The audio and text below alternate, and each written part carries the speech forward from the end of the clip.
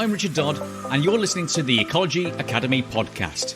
This is a show where we get to talk and learn about all things ecological, including interviews with top ecologists, both employers and employees, those working with ecologists, and also aspiring and inspiring career-seeking individuals setting out to make a difference. The show aims to provide you with insights, advice, and inspiration to help you succeed and excel as an effective ecologist and to make a real difference to our natural environment. Hello and welcome to the Ecology Academy podcast. And on this episode, we have Pete Wharton from Wharton Natural Infrastructure Consultants. So, Pete, welcome to the Ecology Academy podcast.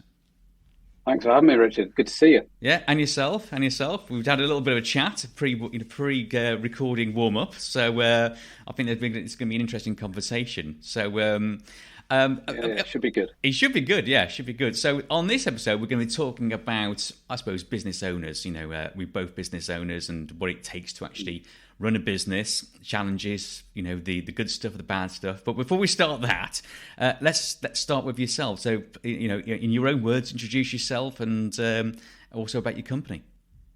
Yeah, okay, great to see you again. So I'm Pete Wharton, the director of Wharton Natural Infrastructure Consultants, which has come through various, iterations over the years. Just a bit of background about myself. So I got into the arboricultural industry age 16, and it was probably how people used to do it. It was a bit of an old school way. I was trying to find a job actually at the time in sports science. So secondary school, when you're going through the GCSE A levels and you basically you've got a week's work experience. And my aim was to go and do sports science, play rugby, professionally, do all those kind of things as a young lad, as I wanted to do. And then realised that a week before doing work experience, there were no jobs there in terms of doing what I wanted to do. So I was fortunate enough I lived in Shenton at the time, near Lichfield, and I happened to know quite a few people in the village and just wandered around to the local tree surgeons and asked if they needed a hand kind of lugging timber around, and it looked exciting, like you're swinging around in trees. And what more does the 16-year-old want to do? It's kind of reliving your youth completely. So I did a week's work experience with them, and realised it was good for many different things. Firstly, it was exhilarating and got an adrenaline rush because they did put me up into trees as well.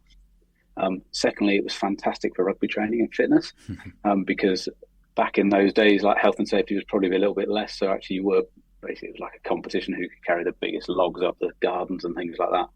And the two guys, James Tonks and Jonathan Tonks, who run the company, they also played rugby as well, and they knew my brothers and knew our family. So it kind of, that's what got me into it. Kind of fast forward, I then went to Myerscough College, University of Central Lancashire, studied a degree in arboriculture. That took me from 2000 to 2004, with a placement in Toowoomba in Australia, doing some high voltage power line clearance, which was an interesting experience. And randomly, it was only last month I was with a guy from Toowoomba who came over to this country. So it's a small world when you kind of look at these kind of things, how people's paths cross again. And I carried on probably when I finished university and during university, thinking I would be climbing for years. I'm now 41, and I'm pretty glad I made the decision to kind of get out of climbing because, firstly, I don't think my body would have held up to it. But also when I look at the summer we've had this year and the rain and everything else, I was pretty happy in my office, I have to say. So that was kind of where it all started. Did my degree, went into local government straight away, and as a tree officer down in Oxfordshire, and then moved up to the planning department in Birmingham City Council, which has been in the news recently because of financial issues that they've got there. But actually, it's the largest single local authority in Europe. It used to be the greenest local authority in Europe as well in terms of tree cover. And it was a really exciting time there because there was massive development across the city. I wanted to be part of that. I wanted to help try and shape development with the use of green infrastructure, trees, ecology, those kind of things. And then I moved into private practice, and it really kind of gave me an opportunity to see the difference between how local government works, where the pressure is different. The pressures for local government offices is very much like around councillor pressure, planning application deadlines, those kind of things. But very often they'll get moved. Whereas going into the private sector in the company I actually joined, Lockhart Garrett, it was very much around pressure from clients, financial delivery, reporting, and a real different structure and a very much a different pace of life. And I did that for a while. Before actually at that point, I'd made a decision that I was going to set up my own consultancy company. And I moved actually back to my old job in Birmingham to as a part-time role, but also to set up what was at the time Wharton Arboriculture. And it was just a sole trading company, just myself. Mm-hmm. And I worked 2 jobs. I look back at it now, and it was hard work, living in a small 2-up, 2-down house with my wife, a dog, and I would go to work at Birmingham at kind of 6:30 in the morning, get home. So I'd done a full day's work, and then it would be straight onto my private work. Yeah. And that went on for probably 3 years. And I'd be up till 1 o'clock every morning working, go to bed for 5 hours, go back to work. But actually, I found it quite exhilarating. And you get to a point where you have to make a decision of, are you going to go full time at it, or do you carry on going down this route? Mm-hmm. And I decided, with kind of discussions with my wife, Jen, we just moved house, we just had our first child, and we stood on the driveway as I went off to work again, and we actually decided we've got 3 years to make this work, because that's when our mortgage is up again, so we have to have a good salary by that point, and so turning over enough to actually take a good salary, and make it work for both of us, because actually working 2 jobs with children was never going to work, and it was stressing me out ultimately as well. So that's kind of where it all kind of came from. Oh, great. Yeah, that's fantastic. It feels like a long time ago. It seems a long time ago. Yeah, well, I'm going to take you right back, actually, to your GCSE days. So there was a lot of things that in there that actually picked that I think just pulled out, really. So the first one was, as a 16-year-old, you're doing you're doing GCSEs, at school. Okay, so I mean, the transition between school, obviously, that work placement you did, and then going into the college, the university up in Lancashire there. So, in terms of your GCSE choices at that point, I mean, what did you take? Were they a help or a hindrance in terms of your admission to university? They were a help in the end. So I was originally, I decided I was going to leave and not probably do A-levels at that point in time. After doing this week's tree surgery course, I'd actually gone up to Myerscough and met a chap called Dalgar O'Callaghan, who was the head of Myerscough College at the time for the ARB section. And we went up there with my parents. I was going to go and do the, what would have been the A-level, so it wouldn't be BTEC, probably the national diploma, something like that. Mm-hmm. And I was just going to do it to become a climber, because I'd just fallen in love with this kind of industry. And so he was happy to take me on. I'd gone and met him and everything else, but he pulled my parents to one side at the end of it and just said, please tell him to go and get his A-levels, get some sciences, come back and do the degree, because that is basically who we need in the industry. And my parents came back, and it was like that awkward conversation. As a 16-year-old, I was probably grunting. I think I'd probably found alcohol by then, because we used to drink a little bit younger. I was certainly smoking, and all those kind of things. So I kind of already made my plan that I was leaving home at 16 and going to live in Myerscough, which was a bit mad, really. Anyway, they sat me down and they said, look, why don't you have a look at your GCSE, wait for your results, then make a decision on those A-levels. And I fortunately came out with all my everything but the C and above. But I got my sciences at quite a high level. And I'd done individual sciences, maths, all the standard ones, and music and what have you, and graphic design. So then I went into A-levels to do environmental science, biology, and graphics as well. Right. And that's kind of really where it then kind of took off from, ultimately, because I think I'd realised at that point the arboricultural or environmental sector was certainly the industry I was going to go into. Yeah. But weirdly, there was never, and there still isn't, I don't think, there was never a mention that landscape architecture could be an option, ecology could be an option, arboriculture could be an option. So it was just by luck that 3 or 4 people in the village where I lived all went to Myerscough College as well, but 15 years beforehand.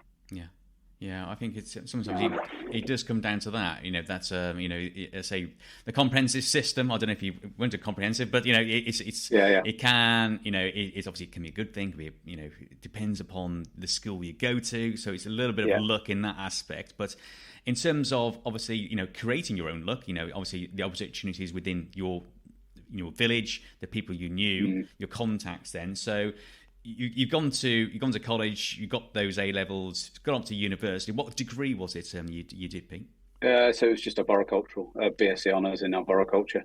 Okay. Yeah, and I think at that time they were just looking at the master's degree, which is now kind of up and running in urban forestry. But it was a strange degree course, and I remember talking to my friends who were doing more traditional. They'd gone down more of a traditional route, whether it be science or maths or something like that at university.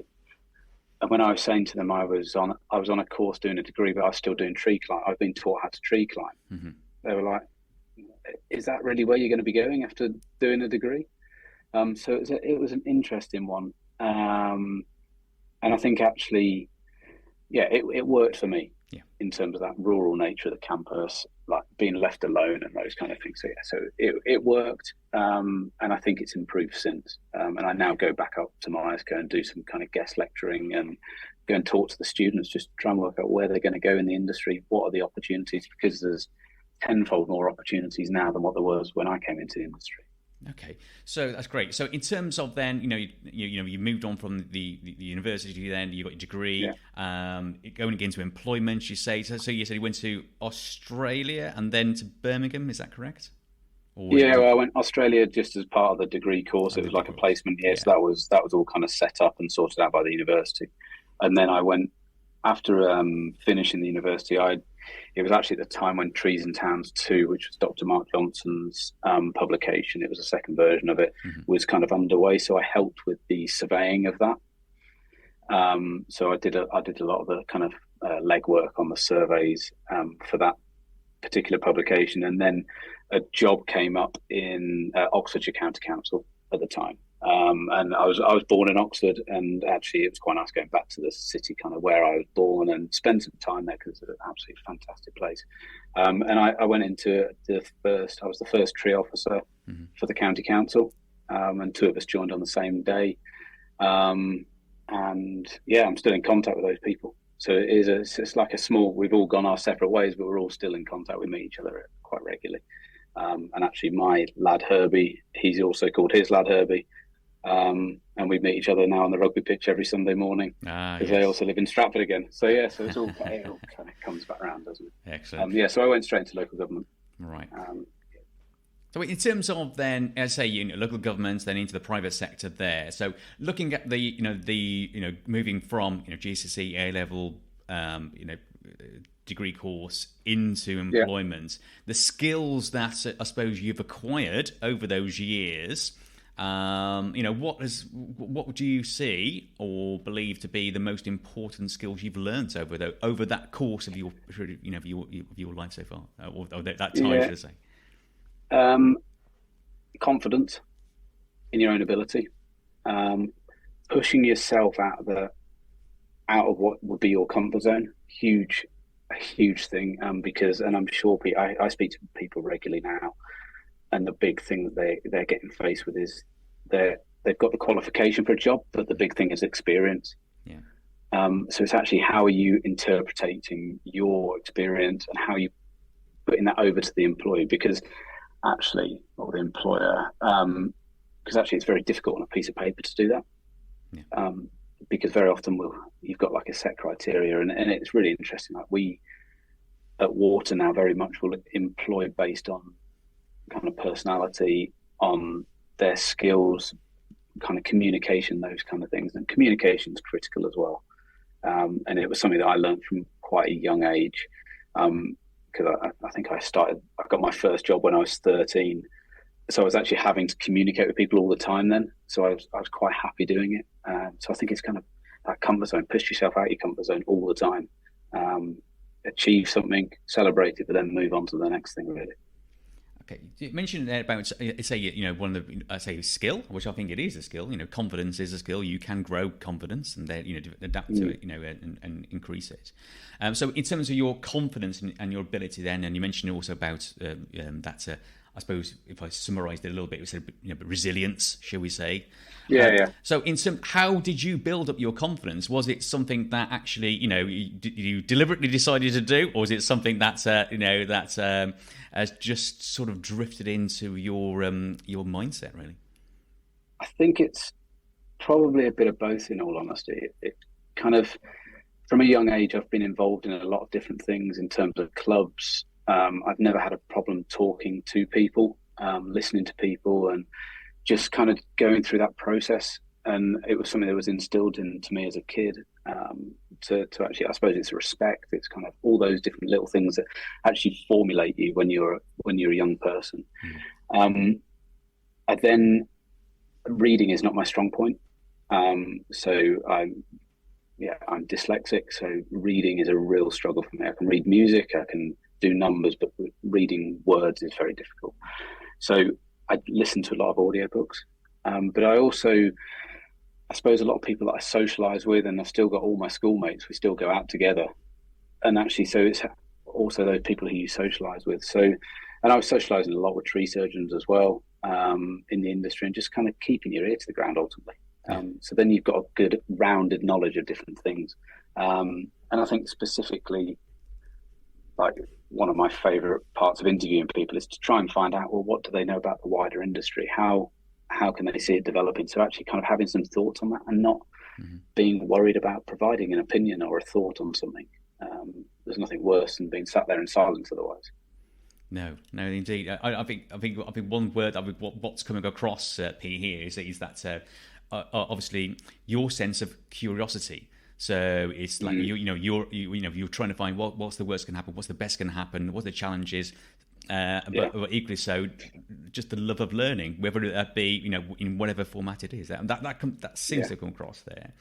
So if you don't mind, let's jump forward then to you're there, you're talking to your wife. Okay, you think about you're doing this double job. It's not sustainable for the long term. You're going to make that jump in terms of setting up your own business. How was it say? Building those bridges and just making sure that it works and testing viability. Yeah. So take us through that period, that thought process of going, do you know what, we're going to do it. I think my main thought process was I'd realised I wanted some freedom, and I wanted the ability to pick and choose certain things that I wanted to do. And at that point in time, the business was set up only for me. So it was only set up to fund our family. It wasn't set up to employ anybody. It was set up because I wanted to go. I felt, I suppose, having read hundreds of reports from other consultants, seeing how things were being done at the time, that actually there was an opportunity to develop the industry, to push it forward. The big thing we were facing was collaboration. So we were still seen as the tree hugger, the person that got in the way, the people who would stop all development going on. And I just thought, no, there's a different way to doing this. And actually at that point in time, it would have been a fairly significant change. So we went straight onto digital technology. We didn't I remember sat there sometimes with protractor. For those people who remember the old protractor, where you put your pencil in, your colour ground on a piece of tracing paper, and then you'd overlay different layouts and things like that. Before kind of CAD was mainstream. So I went through all of that process, but actually it just didn't work.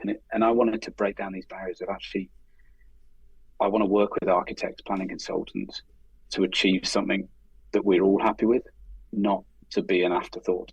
And that's been something I've just continue. I push it now even. So at that point, I was also at that point part of the ARB Association, so I was sat on their committees, trying to push them as well. So it was quite an interesting time. But the conversation with my wife was, right, how much money do we need? to live on? How much money? What does it look like in terms of, we've got the overheads because I couldn't work from home because we had a young child. Yeah. What does that overhead look like for an office? All these different things, and then break it right down. So how much work do I have to do, and what does that look like? And do I need to sit there? It was before the invention of Facebook, LinkedIn, TikTok, Twitter, all these different things. So actually, how do we now go out and speak to people? Like, have we got to go and do postal kind of like send outs to people? I've got to pick up the phone. I've got to make these contacts, go back to these contacts that I've had as a tree officer and say, look, I'm out here now, but I'm going to do it myself. Yeah. So it was tricky, a challenge. Because it's and also, just to add to all that, yeah. just to add to all of it, the business was actually set up 3 weeks before the recession in 2008. 2008. So yes. we also went into probably the UK's one of the UK's biggest recessions pretty quickly afterwards. It's well, if you come through that, you're obviously doing something right. So I don't know. We'll wait and see. Well, in terms of, because you say, I think one of the, I suppose it's the value. One reasons you set up your company was, you say, with that freedom. So give you an opportunity to do what you love doing. Focus upon the stuff you do. So that's I imagine that's come very much from, okay, well, I want to make a little bit of a purpose. Want to make a difference in terms of your sector, the arboricultural sector. Okay, but well, I mean, but how does that stand? How do you stand in terms of that marketing? And where did your marketing skills come from? Your business acumen skills? Where did you acquire those? Or or how did you get them?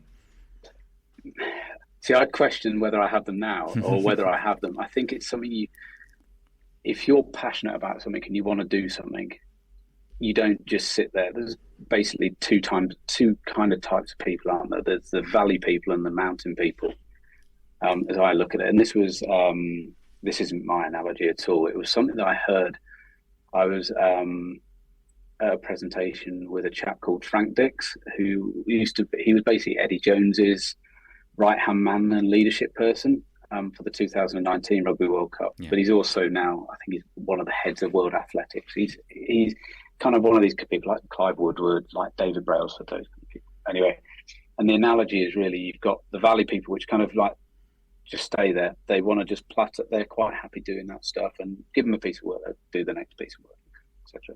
And the mountain people are people who kind of, you kind of go up this mountain, you're looking at it, but then you're already thinking, well, what's the next challenge? What's the next thing beyond it? And actually, those people are people who might say, okay, well, we need to go and speak to 20 people. Out of those 20 people, we might hear from 10 of them in a month's time. We might get one piece of work out of that. So you've got to work it backwards. And I think if you've got a real desire and passion to do it, then you just keep on speaking to these people and you do a good job for somebody. And part of the whole relationship building was, I'm going to do a really good job for you, because then you'll come back to me. Yeah. And at the time, that development was different. Like in Birmingham, I did a lot of work in Birmingham, and it was really focused around smaller developers. And because we were in the middle of a recession, a lot of people were selling back garden land. So there was a big flurry of developing rear gardens for 5 or 6 houses. So we were involved in a lot of that kind of work. And it takes time. It just takes patience, time, and persistence. Okay. And in terms of then, as I say, you're starting to grow this business, or this as a sole trader, and you're growing it, and it's So what was there a particular tipping point that you came across that you went, actually, this is, obviously a business has to be profitable. Profit is not a dirty word.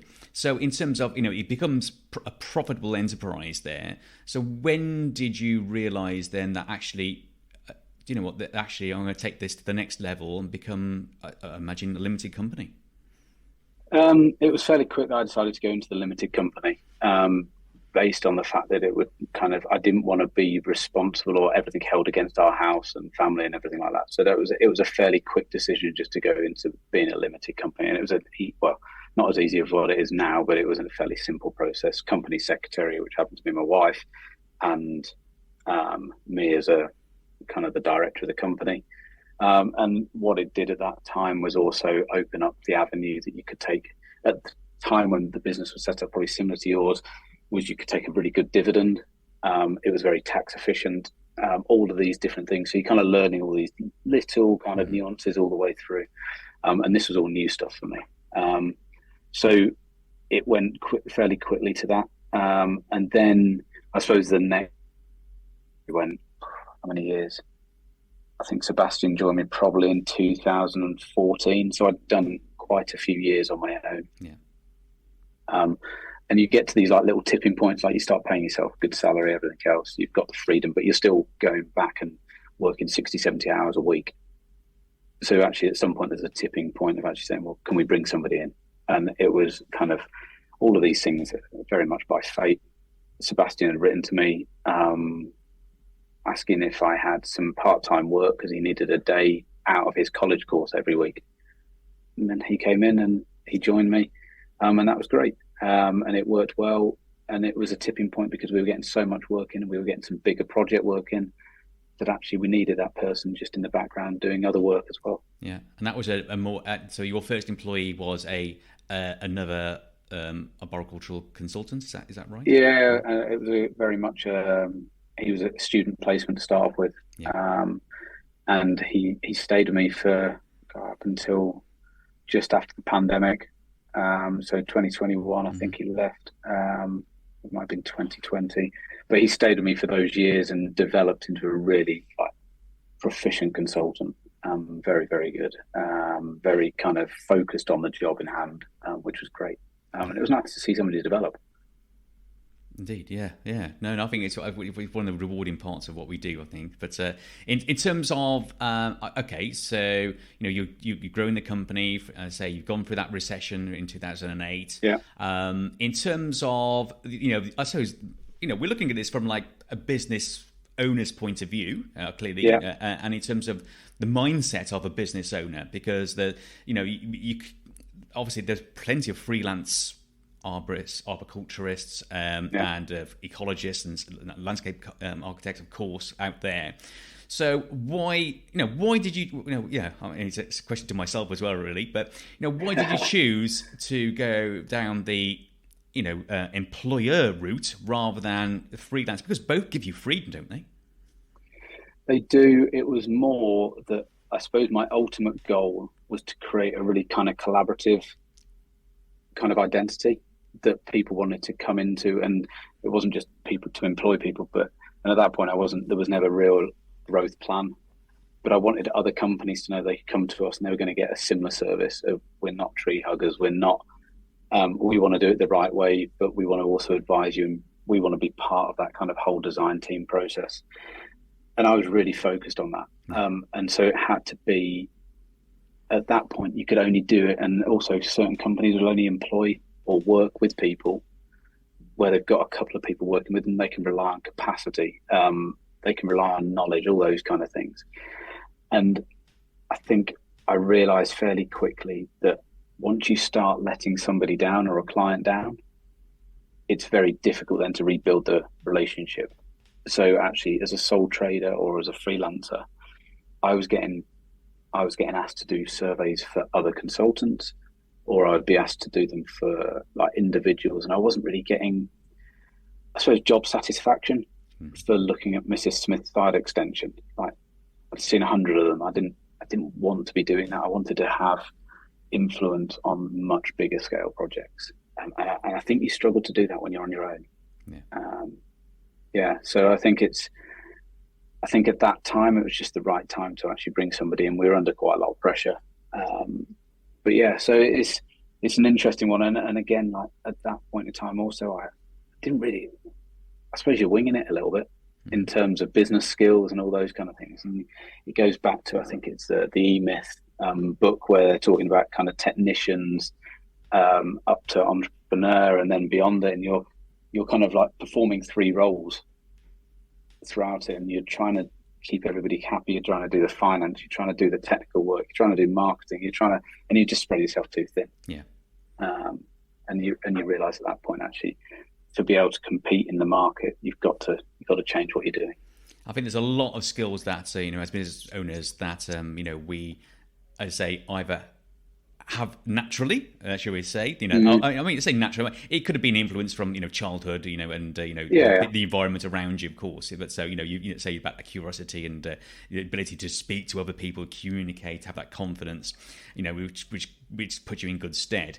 But in terms of the business skills, as you say, that people look at business owners thinking they are the fully formed package. You've got everything there. You've gone to business school. You've got everything about marketing, sales, finance, administration, raising capital, and fleet facilitation management, and all that stuff. People management, everything else. Yeah. You come as a complete package. So it comes as a surprise to many people I talk to. They go, actually, do you know what? I have no idea what I was doing.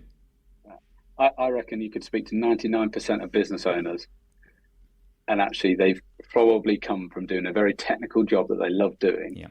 And they've probably been pushed into this job actually now that they had no clue at the time. Mm-hmm. And almost don't enjoy it quite as much as going back and doing, like, there's nothing better for me right now than going out and doing a tree survey. Yeah. Because the levels of stress, like, it was probably not long ago I didn't have any grey hair, and like you realise, like, you have to wake up in the morning with that desire and drive to keep going. Yeah.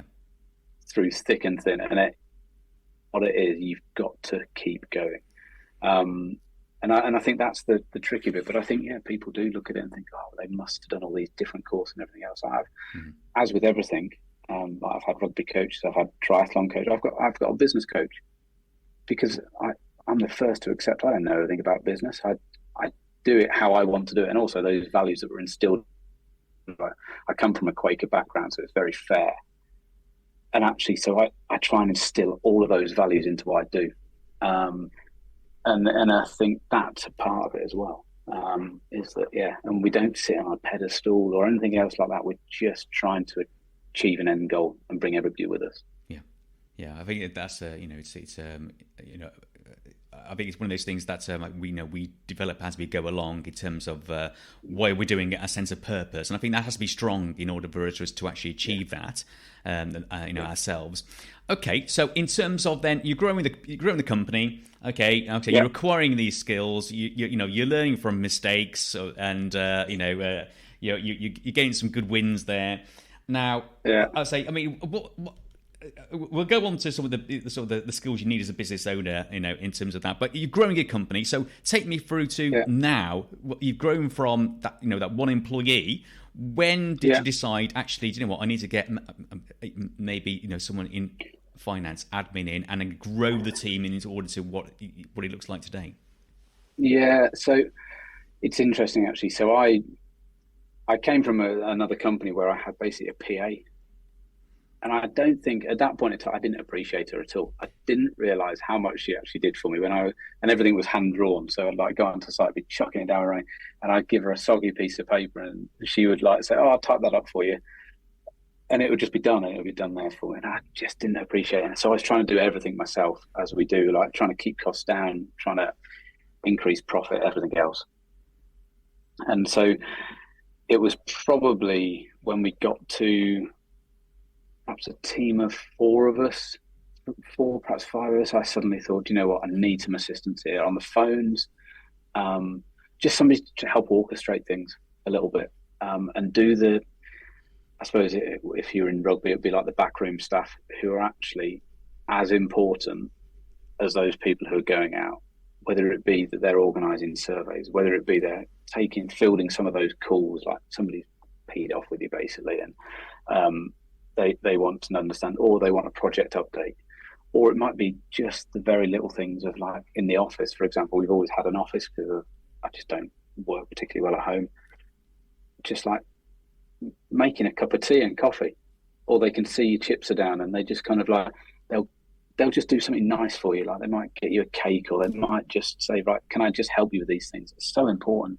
And they're things I had never really appreciated because I spent so many years on my own without that person. And if I was going to set up a business right today on my own, the first person I'd employ would be somebody to help me with admin, before any technical person. And we also realised we grew fairly quickly, and what we were realising, our systems and processes weren't quite there. So you grow going on what you're doing, and then I think you're so focused on the technical element that actually you perhaps neglect some of the more administrative work. So we found the apprenticeship scheme was brilliant. So bring somebody in who could help. It was part of their course. It was funded by somebody else in part as well. So it really worked well. It like allowed me to dip my toe into administration. And I'm like, the team will always laugh at me for that. I'm not really a systems or process driven person. I can, how do I describe it? Like I can basically throw the grenade in and just watch it explode, not on purpose, and then I'll just walk off. And I think that's what a lot of directors tend to do is and people I've spoken to, they come up with these ideas, throw them in, and then just kind of like leave everybody else to kind of clear them up, which is not the right way to do it. So I've had to learn to become more process driven, more systemized in my own head. So that's like the finance. We realize actually as you grow a company, cash flow is vital.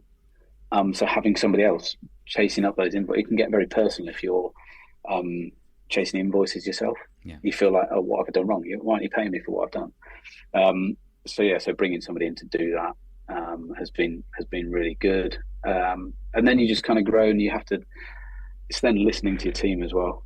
Well, what are the bits they're really good at? So let's build on those. What are the bits they absolutely hate about their job? And let's see what gaps we need to plug. That's it. And then it's finding the right people with the similar mentality or have a similar balance, who provide a balance ultimately within the team. Yeah. In terms of, in terms of yours, what do you enjoy the most? I mean, obviously you say you love going out there and surveying, tree work and so forth. Okay. So yeah. Imagine that is no longer an option to you. Okay. In terms of your business itself, where do you find your most, I suppose, energy? Where do you put your most of your energy in, or what gives you that energy during a week at work? Yeah, I love ideas. I love coming up with ideas. I like seeing them taken through to fruition. I'm not the greatest starter and finisher. I'm very good at starting things. Yeah. I love seeing people develop. I do get a buzz out of it. But on the back of that, the negative part of that is actually because of my own mind and my own how I've done things, which was, and it was only through a lot of reflection. Actually, I realised as a kid, even I was set this bar, but it was an unachievable bar because it kept on moving and moving and moving. So in my head, there's that unachievable bar. Like I will keep on moving the bar, but it's learning to take a step back from that and saying, actually, the team don't want that. They want to hit the bar, celebrate it, and then they can say, right, either we're consolidating or we can go to the next bar. And I think it's putting those in, and I've had to do a lot of kind of learning around my own mind and how I do things does not fit with probably 80% of people.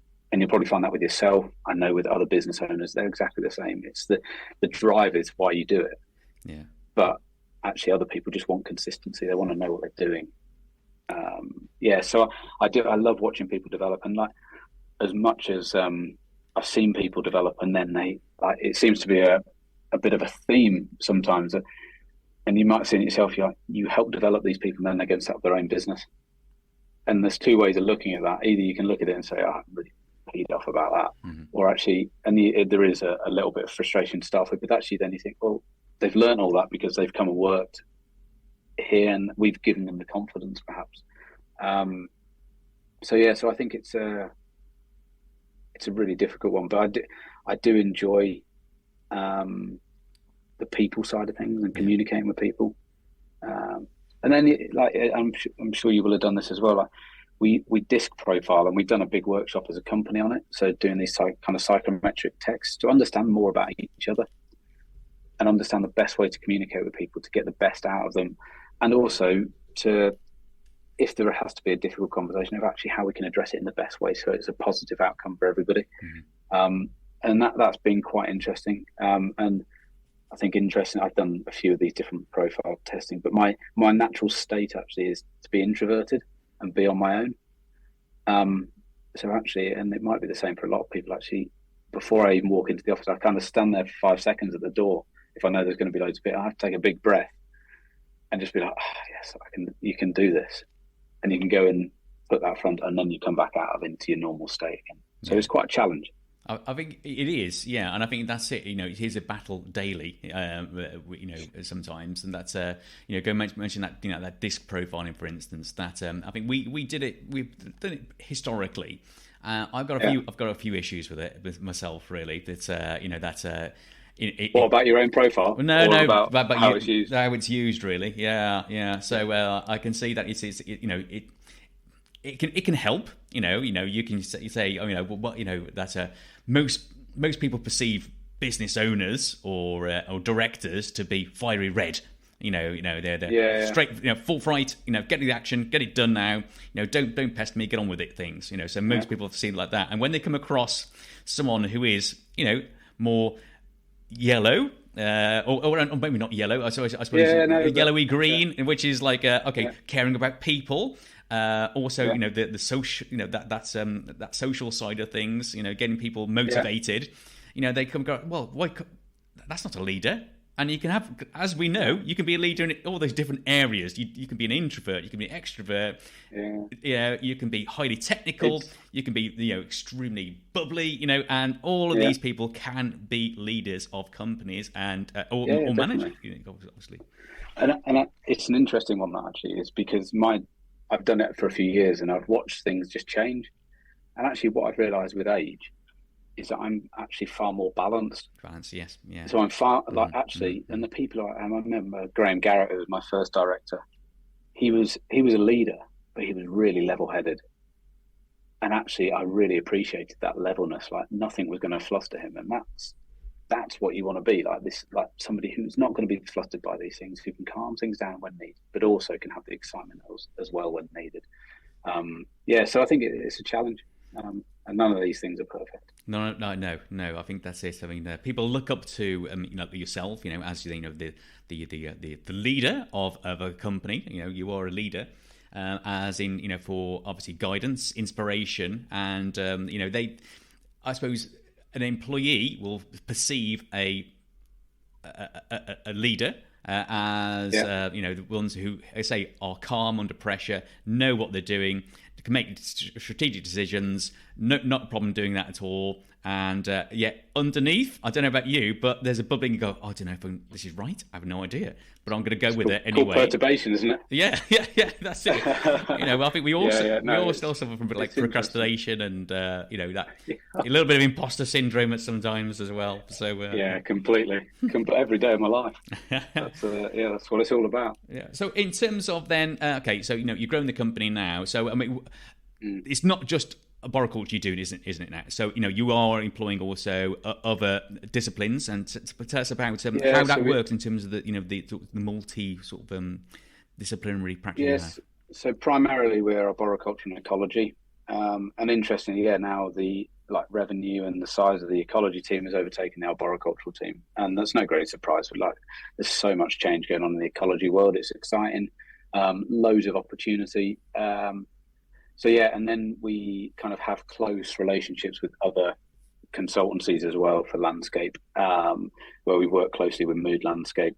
And so it's all about, for me, it was about relationship building with these people.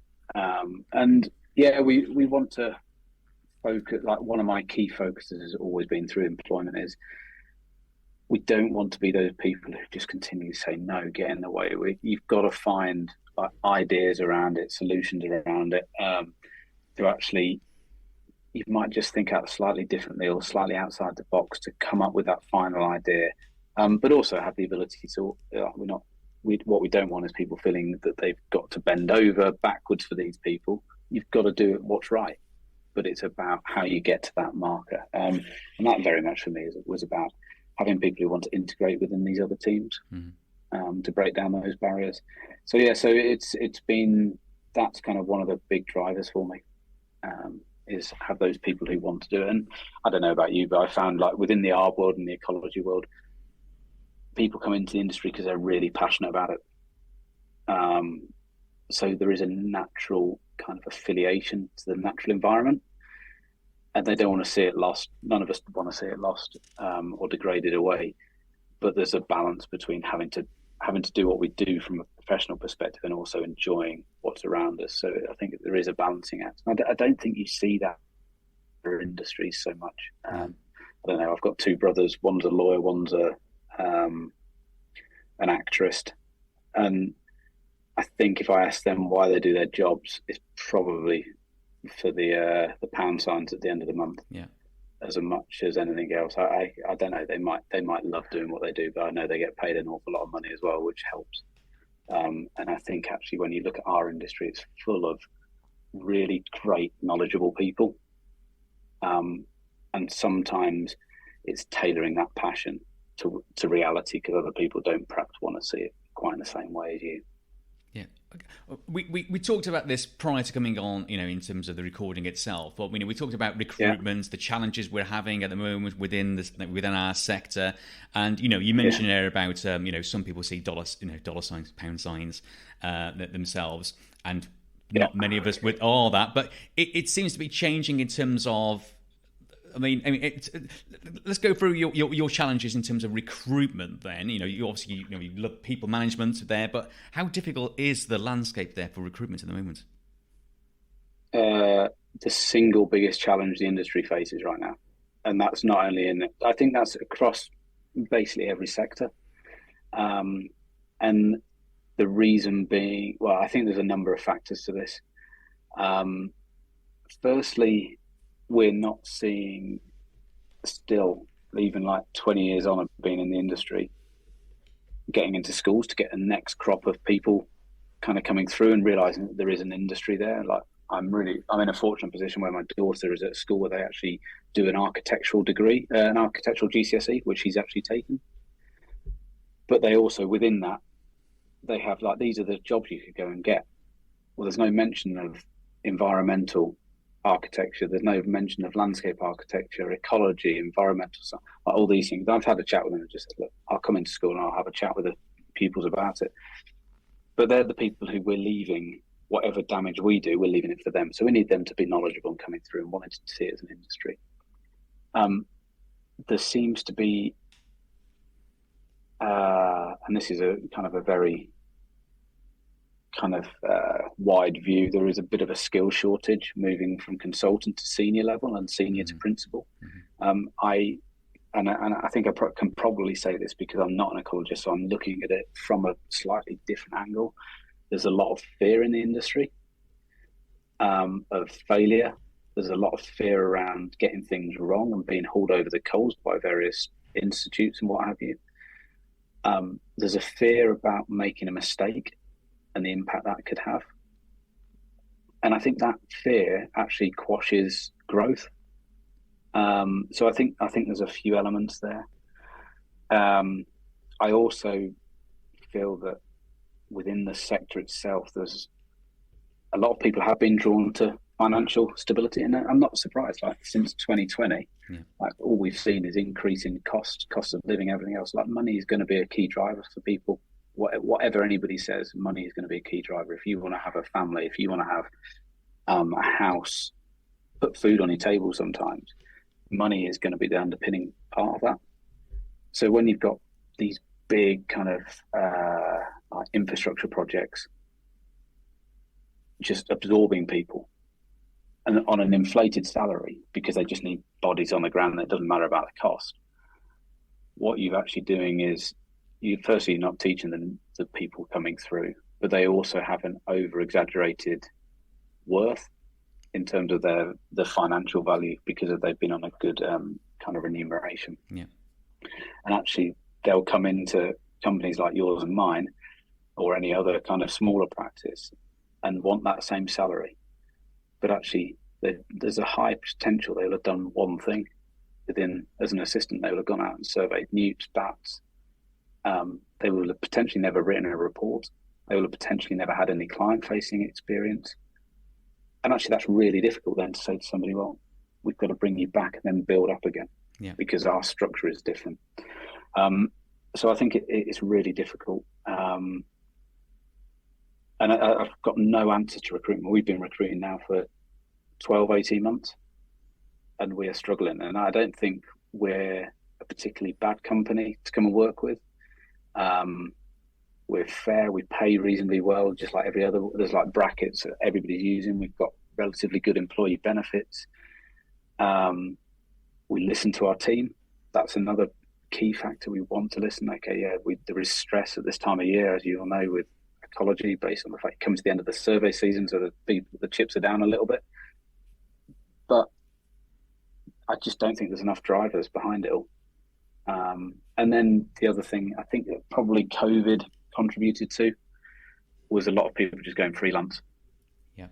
And the freelance industry is now a booming kind of contracting industry, which again, yeah, it's got its place, but I don't know whether it's just tilted the balance the wrong way right now. Yeah, I agree. I think with all those points there, really, Pete. Yeah, that's we're just not seeing those. We're seeing a small number of recruits coming through in terms of at the entry level. I don't. There seems to be there's some talent coming through there, but anything above that. You're right. I mean, either there's no movement, there's the mobility within at the recruitment market at the moment, going from consultant level, upwards, really. Yeah. And the people that do apply for those positions, as you say, are how can I put this? Yeah. I don't blame anyone for trying to apply for a job. That's they've all done it. Yeah, above their level, but. We just, if you're recruiting for certain traits, certain skills, certain experience, and also you got your incumbents. You got people who are already in that position within your company, and if you're recruiting for a high level, and then you're just going to go, we're desperate, we're going to recruit that person. I know they haven't got the skills, but we'll get them in. If I was an employee, I'd be going, why's Pete done that? What about me? Yeah. Why have I been overlooked promotion? Right, doesn't trust me. I can't see no career here. I'm off. So I think recruiters need to be very aware of recruiting just for the sake of knee-jerk reaction. Yeah, I think so. And I think the other thing that I've seen recently, actually, and it's happened within our company, is that people do consultancy, and it can be quite a stressful industry. Yeah. And it can trigger different emotions and what have you. And actually, what we've seen is local government is actually providing fairly well-paid jobs now, and it's a different pressure. So it goes back to that work-life balance and everything else. And we've lost, I think, 3 or 4 people now back to local government because that's what they felt they could make more of a change, more of a difference in that world, and have a different view on things. So I think that's also another driver. And I'm looking at, I was just speaking to somebody actually before coming on this morning, that the government are now putting more funding into arboriculture in terms of courses and funding those courses and what have you. Mm-hmm. And I think we're going to start to see more of that kind of thing as well. So I think, and particularly with BNG kind of coming forward, so biodiversity net gain coming forward, there's going to be a need for more people in local government as well. So I think there's many different competing factors. I've got no answer. If I could wave a magic wand literally this minute, I know what I'd be doing, and it would be trying to find, or not trying to find, but actually have the people there who are firstly applying, so you actually get a choice, but also just to get people in and working with us. Yeah, I think once people, I don't know if there's also a fear of movement as well. So it's one of those double-edged swords that it's like, well, I'm not quite happy where I am, but it's not bad enough for me to leave. So either something's keeping someone there, and as you say, it could be the salary. There's some. I mean, as you say, salary is a very emotive subject. It's that but you can always justify your worth. It doesn't matter what level you're on. You can always justify your worth and why you're worth more. And I think we can all do that. But I say some elements of this is not being very productive for the sector as a whole. I think it's very individualistic. That some companies are profiteering from I think certain schemes. But again, I may just have, that's just me, a question of sour grapes on my behalf. Maybe just that. But I think if you probably got 10 directors in a room, they'd probably be saying fairly similar things. And some people are very successful at recruitment. There's no doubt about that. I watch it. I always kind of look at these things and think, actually, it will happen at the right time. The right person will come along. It will be fate. And one of those things. And I suppose I've always gone through things like that certain things happen for a reason, and actually it'll either make it better or just create a new challenge. Okay, so you've been very generous with your time. I think I can start to wrap a few things up, actually, Pete. Now, so in terms of okay, I mean, looking back on your extensive career, and your say your development of your company itself. I mean, in terms of this is maybe a slightly difficult question, but if you could give advice to yourself, maybe 5, 10, 15 years back, what would you be saying to your younger, sort of a less informative self? Don't push so hard, and don't assume everybody has the same mindset as you. And people learn about people more. So learn about those kind of what we would probably use to have classed as soft skills, that people management stuff around understanding the people that you're actually employing, and have real structure behind it, because not everybody works in the same way as me. I think something that came to fruition, and I think I can't guarantee it, but I'll put it out there that I think a lot of directors do not look after their own mental health or mental state. Mm-hmm. And I think COVID, if you look at resilience was a word that came up earlier on, but if you look at you start a business in 2008, that's pretty bad timing. You go through a recession, you come out the other side, you then start employing people, you have the peaks and troughs of employing people, and then COVID hits, and all of a sudden you've got to make some fairly quick decisions. And while that's all going on, the stress levels are up here because you've got to fight your way through those things. Every day is changing. And actually, if you don't create the time for yourself, it will eventually catch up with you. And I think for me, this is old school, and I'm as I said, I'm only 41, so I'm not that old. But I always used to look at mental health as just one of those things, it was a bit soft, it was a bit all these kind of things. And actually, I look at it completely differently now. That actually it's something you have to train. You have to sit there and actually say, right, am I okay? And that's all I have to be. That's all you have to be is okay. But to be able to look at you in the mirror and not be sat there or waking up at night and those kind of things, because you just don't. You feel a little bit out of control because there's so many external things happening. And I think, directors, we probably don't do that enough. Taking time, and also, it's. I don't know if you find it the same. I'm a sole director. So it's a very solitary place, and people for this tree, they don't realise we were talking about perturbation a minute ago, but they don't see the bubbling kind of the stress levels rising. And if you do not do anything about it, then it will come back and basically bite in the backside. And yeah, I kind of don't shy away from it anymore.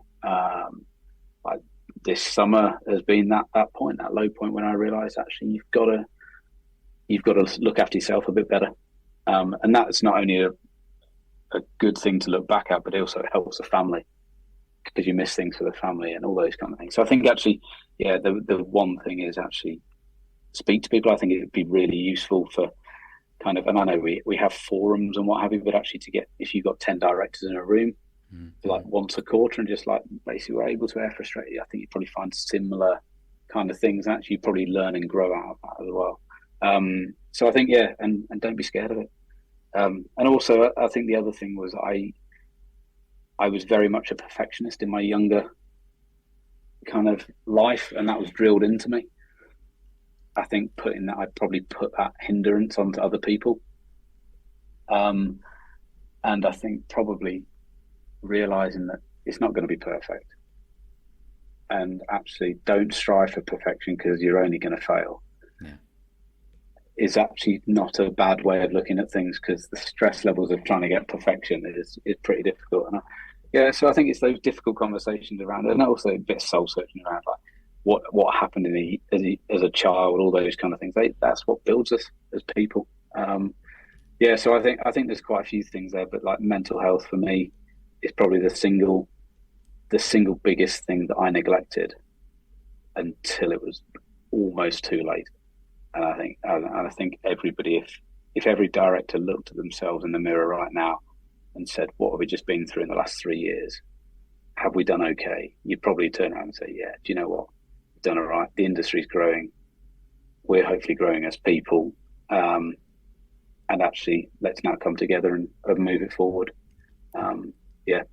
So I think, there's quite a few things there, but just deal with those things and don't be afraid to talk about it. Blimey. I think that's the other thing that particularly males do very well, is we cover it all up. That's absolutely. I mean, well said, actually, Pete. I think it's one of those big. You're right. I get good days, get bad days, but it's. I think